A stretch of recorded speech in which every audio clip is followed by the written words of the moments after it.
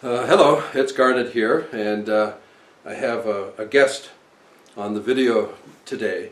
This is Bobbie, and he is a cotton-top tamarin. That means he's a little monkey, an Amazonian monkey, and he's one of triplets. Mom had triplets, but they're only equipped to take care of twins, so I'm the new nanny, and he's doing great. And I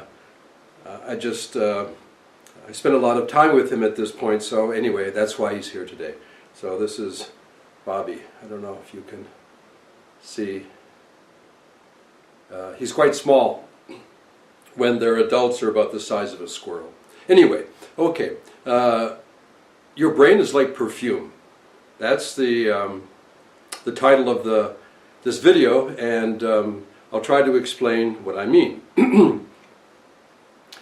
These understandings come out of broad aspects of neuromodulation research, and including stimulation techniques like the neurolight, and also even neurofeedback processes, which is a related but different area of biofeedback. So why is your brain, my brain, why is it like perfume? Okay. Basically, when you form a perfume, when you create a combination of essential oils, the same is true in synthetics, but classically with oils, essential oils, what you have is you have a three-layered structure. The top note, middle note, bottom note. Top note, middle note, bottom note. The top note is what you first experience. Oftentimes they're florals and so on, but it tends not to last long, meaning that it's very changeable. Then the middle note is discovered as the top note disappears. Underneath it all, which is the longest sustaining quality in the scent, the anchor that you may not even perceive directly, but after a while it's recognized. That's the bottom note, and oftentimes these are like resins and even some of the essential oils that are derived from animal byproducts and so on. Anyway, that class, the deep grounding, rooting essential oils.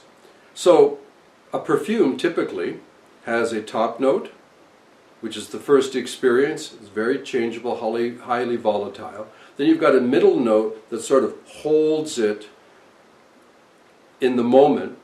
And then you've got the bottom note, which is really the sustaining foundation, the deep root of the scent that you may not even experience very directly, but it affects you greatly. Okay. The brain has a range of activities that have an electrical nature, and that electrical nature expresses itself in messages, if you will, that we can detect through EEGs, and we are talking, of course, about the brainwave frequencies, basically from very, very close to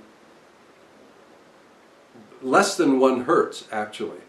So there are brainwave pulses that are getting like closer to circadian rhythm pulses, all the way up to certainly some very high ones, but the most common range is in the high gamma range. So we have this range that goes from below 1 hertz, meaning 1 a second, all the way up to 40, 50, 60 hertz, and of course there are those very rarefied, even faster. And why I say that our brain, your brain, my brain, his brain, is like perfume, is that there is a top and middle and lower kind of structure in the brainwave frequencies. The very low frequencies are like the bottom note.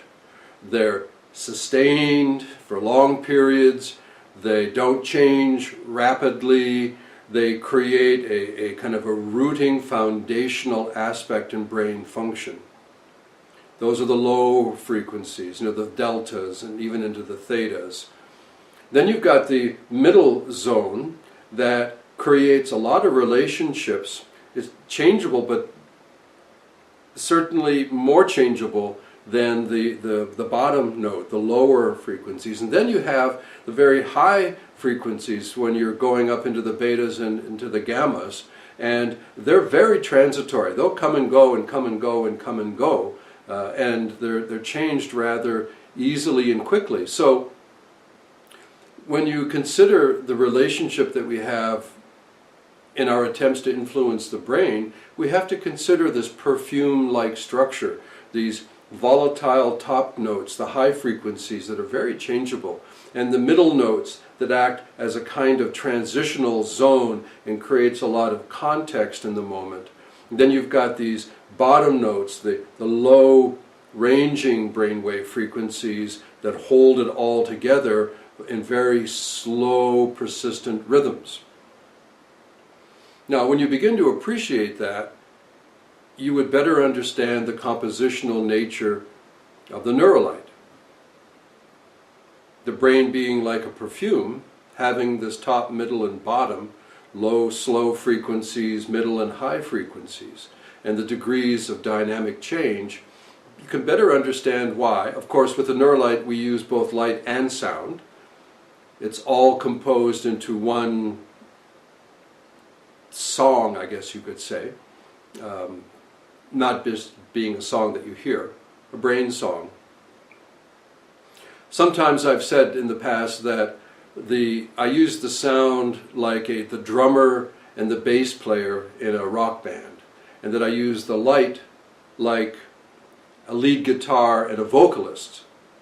And as an analogy, that's reasonably true. It's pretty accurate as a compositional concept. And I've also said that if you listen to, say, recordings of each of those separately, if you listen to just the vocalist and you listen to just the drummer, you may not think that they're even in the same song necessarily. But when you put them all together compositionally, what you get is you get signals to the brain that message the mind. The brain, mind gets it. It understands. You see, because in the sound, it's like the bottom note and some of the middle in the perfume, meaning that it uses a lot of anchoring, mood framing references that hold the composition together. And then in the light, there's the chance for the lead guitar and the vocalist to work with complexity in the melody, if you will, while they are held there. So like the top note and some of the middle note in the perfume, it'll come and go and come and go and come and go. But like the lower middle and the bottom note, it's still being held together. Lastly, there's a fascinating interpretation of the olfactory experience, the smell experience.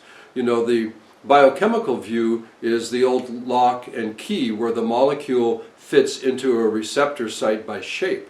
A more advancing biophysical theory is actually that the frequency, the vibration rate of the scent itself is the attractor by resonance to the receptor site. So it may even be true, and I've not had the chance to explore research on it, it may even be true that the essential oils that would be used as the bottom, the base, pardon me, the base and bottom note, the myrrh and vetiver and frankincense and these kinds of amazing essential oils, they may actually have vibrational frequencies that are on the harmonics of the low brainwave frequencies, for all we know.